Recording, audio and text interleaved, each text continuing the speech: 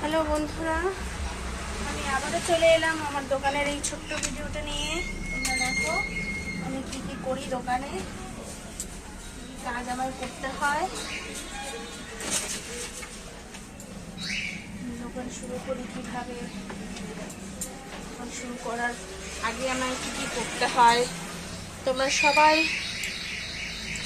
সবার সাথে আমি আমার এই মূল্যবান সময়টুকু শেয়ার করছি। যদি পারো দয়া করে আমার একটু শেয়ার করে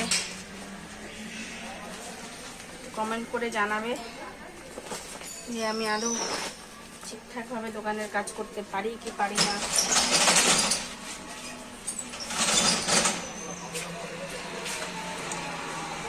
যে বস্তা না পাতলে না ভীষণ ঠান্ডা লাগে পায়ের মধ্যে ঠান্ডায় বস্তাটা পাততে হয়।